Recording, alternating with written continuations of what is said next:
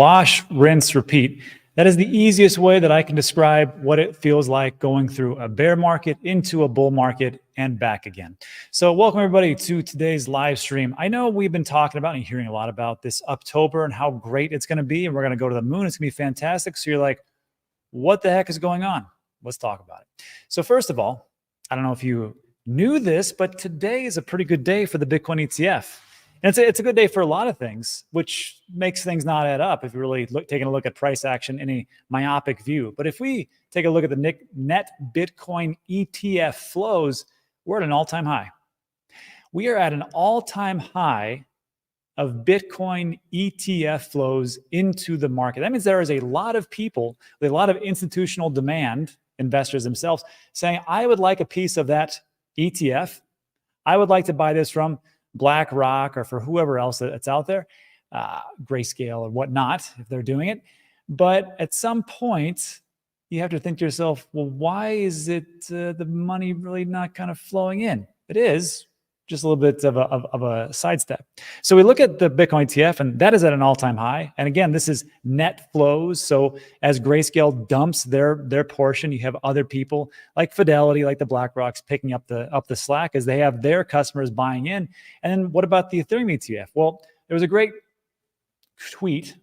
post from Nate Garassi, I think I said that right, president of ETF Store, host of ETF Prime. And he says, hey, iShares from BlackRock, Ethereum ETF, the Ethereum ETF eclipses $1 billion in assets. That means that they are now in the top 20% of all 3,700 plus ETFs. Let me say that again.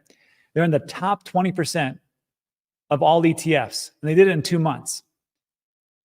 And that's pretty good until you look at the total flows. Now, the total flows, here's BlackRock right here. Yeah, they're over $1 billion, 1.1 to be exact. So congratulations to them.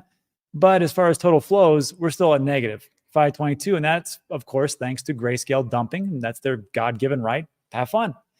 So we see all these things. We hear about these great opportunities. We hear about the macro environment. They talk about how the Fed has been cutting rates. And we also heard about how China is actually turning on the money printer. Quantitative easing is actually happening here as well. We're seeing rates are going to be cut in November and December. And of course, what does that mean for us today? Here we go. And this is the price action. So people will look at this today. And of course, if you haven't been around too long, you look at this and go, this is awful. UPTOBER, you bunch of liars. How dare you even tell me that? And of course, I get your point. If you've been here for like the last, I don't know, just got here 2-4 months. And of course, today we're down 3.3%. Let's see, let's refresh. Maybe oh no, we went down even further. Congratulations. We did it. We went down even further in the last 15 minutes. Amazing. So what gives, Rob? Well, first of all, October's not here yet. I still think we're in a pretty good position, but I want you to back up and remember this. I'm not going to spend too much time on it because it's like beating a dead horse. If you go back 4 years into the last halving cycle in 2020, I want to show you what it was like in July 1st, 2020, going into August and September. We were at $9,000 for the Bitcoin price, and we skyrocketed all the way to 12,000. That's a pretty good time frame in like 45 days or whatever it was. It went from July, 30 days, excuse me, $12,000. And then what happened? Everybody was really happy and great. And like, hey, the train's never going to stop. And of course, what happens? We go from 12,000 right down to 10,125.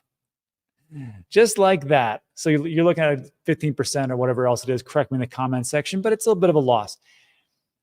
And again, you don't lose unless you sell, but these are normal occurrences. So I just want to remind everybody about that, yeah, today isn't the greatest day. We're down 3.4% or 3.6, boo-hoo. But that's the price action. So just stick around. I think you're going to like where we're going to go. And I think there's some reasons why you're going to like that. So let's talk about this. Clean Spark.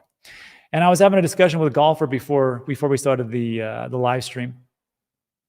And I got to tell you, like, I'm not a big fan of predictions, price predictions. I'm not even a fan of the CEO of Clean Spark making predictions because they're all just made up numbers. That's great. And when you hear price predictions, especially from people in the industry, you know, it's just they're trying to do a self-fulfilling prophecy. So I'm not going to give this too much gravitas and really put a lot of bearing into it. It's a guy who's doing good things in the Bitcoin mining space, and he wants $200,000. And I'm like, I was reading this at first. I'm like, this is just somebody who wants the price to go up, obviously. Now, if I heard like somebody like Dave Ramsey come out, or I heard somebody like Warren Buffett come out and go, you know what, Bitcoin to 200,000, I would probably do a video on that. But when the CleanSpark CEO for Bitcoin mining does it, I don't really care too much. However, there are great nuggets of information to be gleaned from what he talks about. So I just want to go over this real quick because I thought it was quite interesting. And again, CleanSpark CEO states, based on my current analysis, I believe we could see Bitcoin peak just under $200,000 sometime in the next 18 months. That'll likely be a peak. Having said all that, I still own a big bag of Solana. So what are you going to do?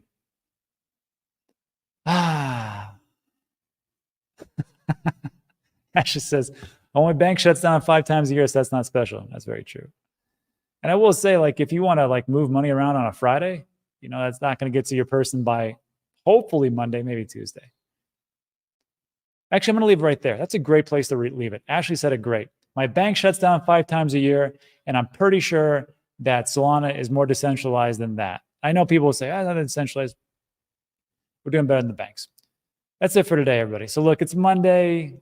Don't take things too much with, take everything with a grain of salt. I mean, we had a nice little run up, then a little dump. Tomorrow might be worse, might be better. Who knows? But I think in the long run, we're in the right place at the right time. That's it for today, everybody. Like today's video, thumbs up, subscribe, all that good stuff. And we'll see you guys tomorrow in the next live stream. Have a great rest of the day. Adios.